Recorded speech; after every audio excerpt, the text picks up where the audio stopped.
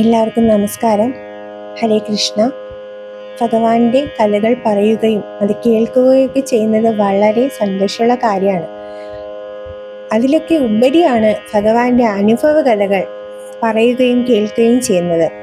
അത് ഭഗവാനിലേക്ക് നമ്മളെ കൂടുതൽ കൂടുതൽ അടുപ്പിക്കുന്നു, അല്ലേ? ഇന്ന് ഞാൻ അങ്ങനെ ഒരു കാര്യമാണ് കേട്ടോ പറയാൻ പോകുന്നത്. ഭഗവാന്റെ ഒരു അനുഭവമാണ്. നമുക്ക് പരിചയമുള്ള ഒരു കുടുംബത്തിലെ കാര്യമാണ് കേട്ടോ.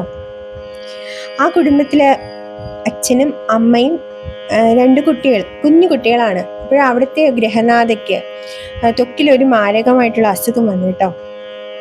അപ്പോൾ ആ ഗൃഹനാഥ വളരെ വിഷമത്തിൽ, അവർ ICUലൊക്കെ ആയിരുന്നു ആ സ്ത്രീ. അങ്ങനെ വളരെ വിഷമായിരുന്നു. അപ്പോഴെൻ്റെ അവരുടെ ഹസ്ബൻഡ് വന്ന് കരഞ്ഞു പറയായിരുന്നു, കുട്ടികളൊക്കെ ഉണ്ട്, കുഞ്ഞു കുട്ടികളാണ്, എന്താ ചെയ്യുകയെന്ന് അറിയില്ല, ICUലാണ്, ഒരു രക്ഷയുമില്ലെന്നാണ് പറയുന്നത്, അവൾ രക്ഷപ്പെടില്ല എന്നാണ് ഡോക്ടർമാർ പറയുന്നത്, അതെനിക്ക് സഹിക്കാൻ കഴിയുന്നില്ല. കുട്ടികളുടെ കാര്യം ഓർത്ത് അതിനേക്കാളും വിഷമം.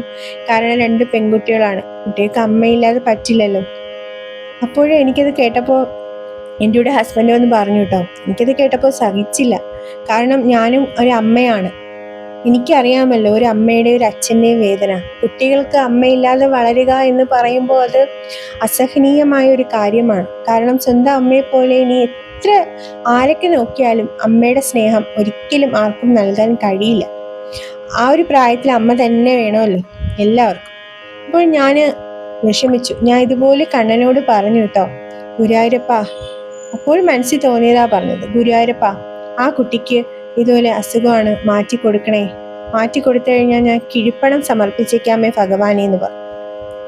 അത് കഴിഞ്ഞ് 2-ാം ദിവസം എൻ്റെ ഹസ്ബൻഡ് ഒന്ന് പറയാണ്, ആ കുട്ടിയെ ICU മാറ്റി, അവരെ ICU മാറ്റിയിട്ടുണ്ട്, ഒരു പ്രശ്നമൊന്നുമില്ല, ഇപ്പോൾ നോർമലായിട്ട് വരുന്നുണ്ട്, ഡിസീസൊക്കെ കുറഞ്ഞു തുടങ്ങി. എനിക്കങ്ങ് അത്ഭുതമായി. കാരണം മരണത്തിൻ്റെ വക്കിലെത്തിയ ഒരാളെ പെട്ടെന്ന് മാറ്റുക എന്നൊക്കെ പറഞ്ഞത് ഒരു അത്ഭുതമല്ലേ. അങ്ങനെ ഒരാഴ്ച കഴിഞ്ഞപ്പോൾ വീട്ടിൽ വിട്ടു കേട്ടോ ആ കുട്ടിയെ. അവരെ വീട്ടിൽ വിട്ടു. അപ്പോഴും എനിക്ക് അതും അത്ഭുതമായിരുന്നു. കാരണം വെച്ചാൽ മരണത്തിൻ്റെ അടുത്തെത്തിയ ആളാണേ.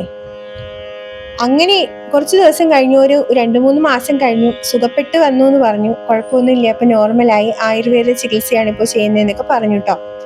അത് കഴിഞ്ഞ് വേറൊരു അത്ഭുതമുണ്ട്. അദ്ദേഹത്തിന് അതായത് അവരുടെ ഹസ്ബൻഡിന് പത്മനാഭസ്വാമി ക്ഷേത്രത്തിൽ ജോലി കിട്ടി. അത് കഴിഞ്ഞ് ഒരു 2 മാസം കഴിഞ്ഞപ്പോൾ പത്മനാഭസ്വാമി ക്ഷേത്രത്തിൽ അദ്ദേഹത്തിന് ജോലി കിട്ടി കേട്ടോ.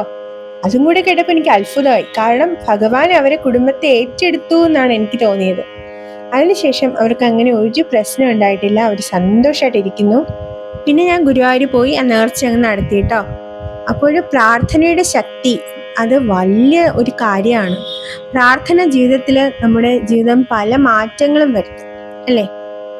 മറ്റുള്ളവർക്ക് വേണ്ടി കൂടി നമ്മുടെ ജീവിതത്തിൽ ഒരു പ്രാർത്ഥന നമുക്ക് മാറ്റി വയ്ക്കാം.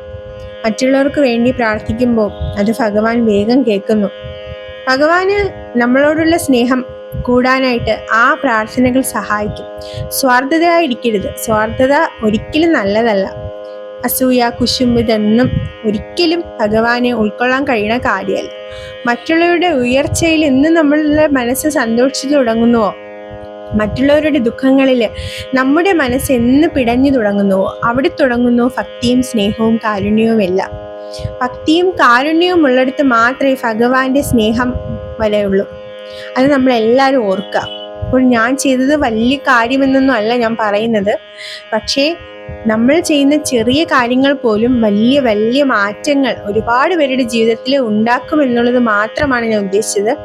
ഭഗവാന്റെ ശക്തി എന്താണെന്ന് നിങ്ങളോട് പറയാൻ വേണ്ടി കൂടിയാണ് ഞാൻ ഈ ഒരു കാര്യം പറഞ്ഞത് കേട്ടോ. ഇങ്ങനെയുള്ള അനുഭവങ്ങൾ നിങ്ങൾക്കുണ്ടായിട്ടുണ്ടെങ്കിൽ കമൻറ്റ് ബോക്സിൽ ഒന്ന് അത് എഴുതിക്കണം കേട്ടോ. എല്ലാവരും വായിക്കട്ടെ. നമ്മളെ ഈ വീഡിയോസ് കാണുമ്പോൾ കമൻറ്റ് ബോക്സിൽ ഭഗവാന്റെ അനുഭവങ്ങളും ഭഗവാന്റെ നാമങ്ങളും എല്ലാവരും എഴുതുക. നമ്മുടെ ഒരു ഫാമിലിയാണ്. അപ്പോൾ നമുക്ക് നമുക്ക് ഭഗവാന്റെ കാര്യങ്ങൾ കൂടുതലായിട്ട് മനസ്സിലാക്കാനും പറയാനും ഉള്ള ഒരു പ്ലാറ്റ്ഫോം കൂടിയാണ് ഈ ഒരു ചാനൽ. നമ്മുടെ എല്ലാവരുടെയും ചാനലാണ്, എൻ്റെ മാത്രമല്ല. അപ്പോൾ പൂന്താനം തിരുമേനി പറഞ്ഞതുപോലെ ഭഗവാന്റെ നാമങ്ങൾ നാണം കൂടാതെ ഉച്ചത്തിൽ ജപിക്കാനുള്ള മഹാഭാഗ്യം നമുക്ക് എല്ലാവർക്കും ഭഗവാൻ തരട്ടെ എന്ന് പ്രാർത്ഥിക്കുന്നു. മാത്രമല്ല, ഒരു നന്മയുള്ള സമൂഹം, അതായത് നന്മയുള്ള ചിന്താഗതികളുള്ള മനുഷ്യര് ഈ സമൂഹത്തിൽ എങ്ങ് നിറയട്ടെ. അതാണ് പ്രാർത്ഥന ഭഗവാനോടുള്ള. അങ്ങനെ എല്ലാവർക്കും നന്മയുണ്ടാകട്ടെ. ഭഗവാന്റെ അനുഗ്രഹം എല്ലാവർക്കും ഉണ്ടാകട്ടെ. സർവം ശ്രീ ശങ്കര നാരായണ അർപ്പണമസ്തു. ഹരേ കൃഷ്ണ. ജയ് ജയ് ശ്രീ രാധേ.